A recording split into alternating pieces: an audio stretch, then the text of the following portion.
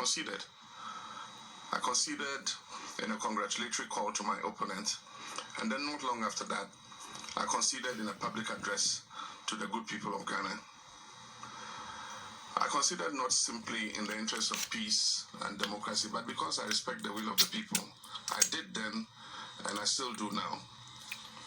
So when I say that I will not concede this election, please know that I'm not taking this decision lightly. Understand that it's not because of a desire for power, but because of a dedication to principle and a commitment to democracy. Based on the irregular and inconsistent results that were reported, I have reason to doubt that this election was not free, fair, or transparent. And without those fundamental pillars in place, how can any of us be sure that the results announced truly represent the will of the people? My brothers and sisters, I stand here today to remind you that Ghana is a peaceful nation, precisely because Ghanaians have always stood on principle. We've always fought for our democracy. Our forefathers and foremothers have always understood that without free, fair, or transparent. And without those fundamental pillars in place, how can any of us be sure that the results announced truly represent the will of the people? My brothers and sisters, I stand here today to remind you that Ghana is a peaceful nation, precisely because Ghanaians have always stood on principle. We've always fought for our democracy. Our forefathers and foremothers have always understood that without this basic foundation, whatever peace exists in our country will not be lasting. Whatever liberation we have as the architects of our collective future will soon be lost. Whenever we decide to take the easiest road, the first step is always surrender. And often the thing that we lose is the very thing that we value the most.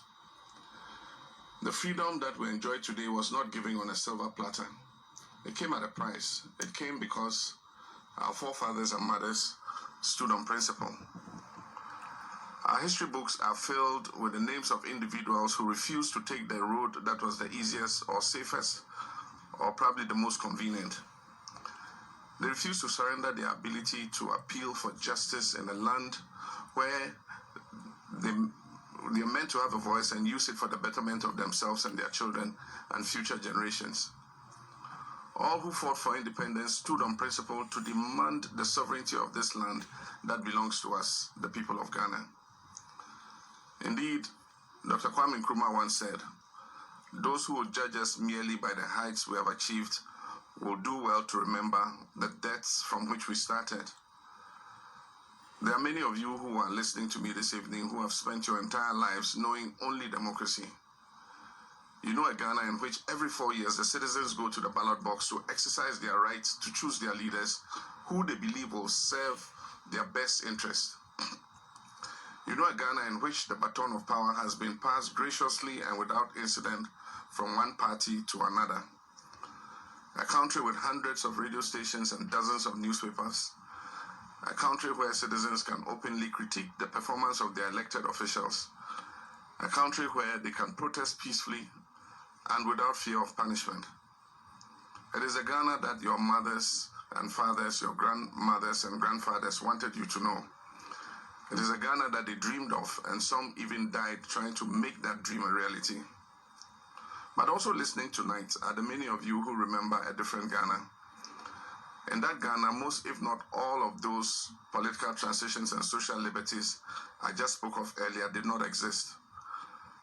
The airwaves were not filled with radio stations. There were not numerous newspapers. People held their peace because to complain about the people in power was to risk all manner of reprisals.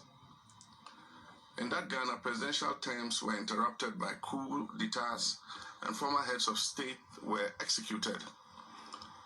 There was Kalabule and Operation Feed Yourself, not to mention years of hunger, bushfires, drought, and one economic recovery program after another. Even the Ghana of the Komipreko demonstrations bear little resemblance to the Ghana of today. We've traveled quite far as a nation in such a short period of time. The road has not been easy, nor has it been absent of obstacles. And that is why our beloved nation Ghana is often referred to as the trailblazer on the African continent.